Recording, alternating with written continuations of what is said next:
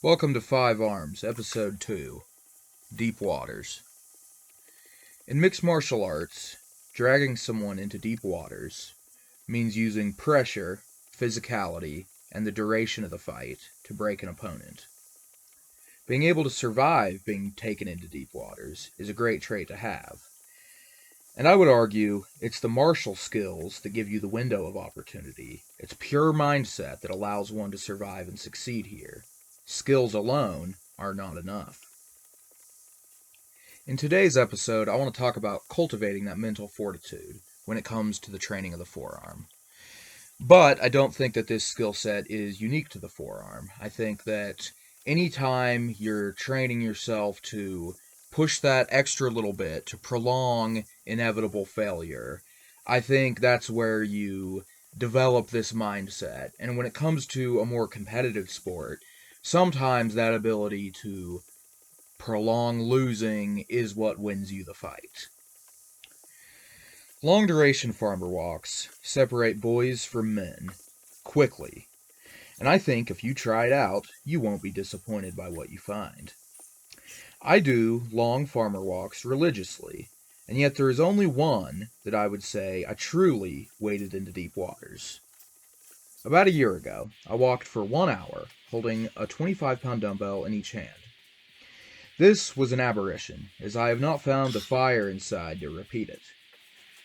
UFC lightweight champion Justin Gaethje often says that each fight is a traumatic life event. I think the same could be said for a farmer walk where every last reserve of energy and will is sapped.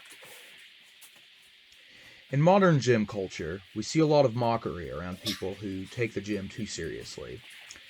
I too find memes about battling demons in the gym to be quite funny.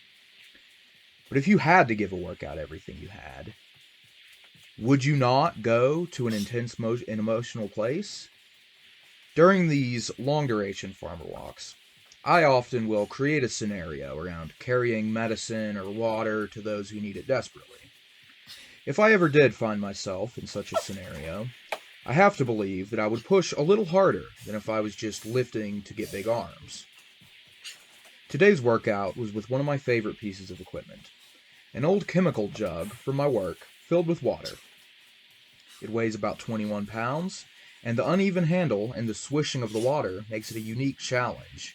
And in my experience, I've found this to be significantly harder than walking with a comparably weighed dumbbell. Another thing you'll notice as this video plays is that I will shift my grip and even lift the jug above my head. I don't often give advice in these videos. This is more just to document my experiences. But here is a piece of advice. Do not be the one to enforce rules that you never agreed to. I find that as long as the jug never leaves my hand, and as long as it isn't levered against another part of my body, the hand is activated the whole time. This modified rule set allows me to push way further than before, and let me tell you, the pain is excruciating. I often compare this sensation to my hand being slowly crushed by a vice.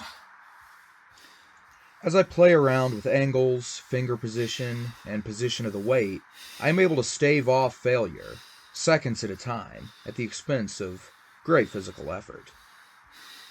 My previous best was 16 minutes, 35 seconds. I was able to beat that by about 20 seconds here. This time, there wasn't a conscious decision to fail. The weight slowly slipped from my hand over the latter third of the walk, despite my best efforts to adjust and fight on, but as I continued to rotate through positions, I could only hold each one for just a couple of seconds, and I was fighting tooth and nail to get those seconds. I was not sure of the exact amount of time I was going because I was using my phone to record, but I was listening to music and I had about a rough idea of how long I've been going. So when the jug started to slip, I knew that I was not in a position to beat my record, and I really wanted to. So that's kind of what kept me going this time. I knew that any hopes of a catastrophic smashing of my old record was not going to happen. I knew that if I beat it, it was not going to be by that much. But I was able to keep going.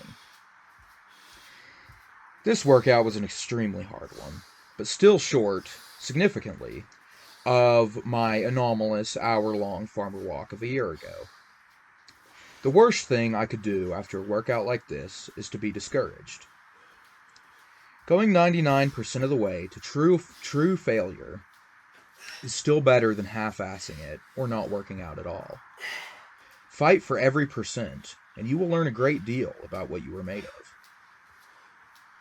Another mechanic I played with that would cause uproar among most gym goers is that I only did this walk with my left hand.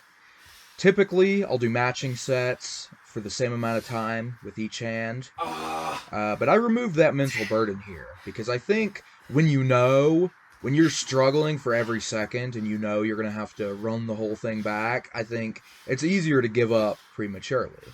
So I removed that mental burden in hopes that it would allow me to push that extra bit into unknown territory.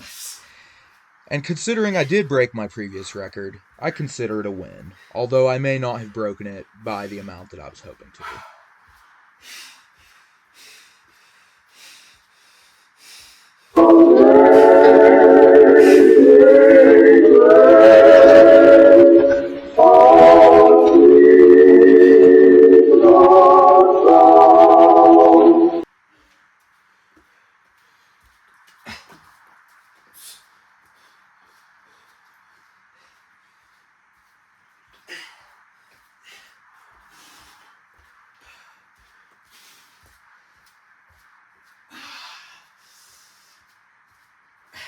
The most painful part of the workout is over, but I am far from being out of the water.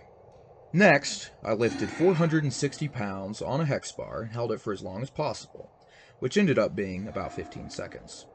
I was very happy with this because over the last couple weeks I've been doing 400-pound holds, and I don't even think I ever hit 15 seconds. Granted, I was doing those like after shifts at work and stuff, where I was not as mentally locked in.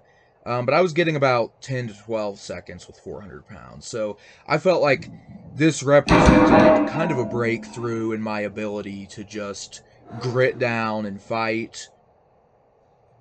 Then I hit the heavy bag with my bare fists, which I don't usually do for fear of injury. But on this particular day, I gave myself permission to go all out.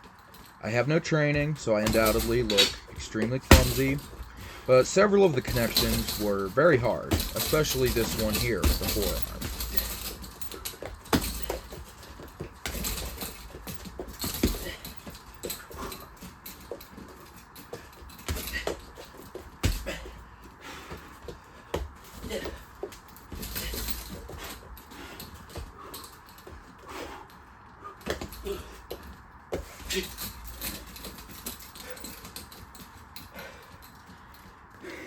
Finally, I finished the workout with ultra-heavy radial deviation eccentrics.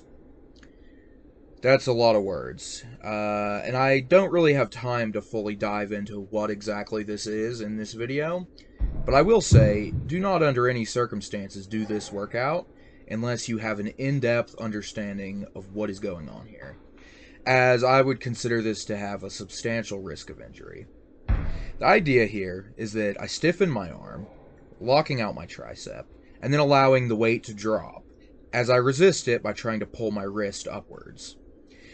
Now, the wrist and the elbow are actually really tied. It's very hard to fight upwards with your wrist without slightly bending your elbow. That's fine, but I think over the course of the workout, I was able to kind of figure out this movement a little bit more. Why I included this in this like a boundary pushing workout is that I view this as a similar psychology to a trust fall or jumping off a high dive into water. You'll feel your body and your mind clench up to resist the perceived danger there.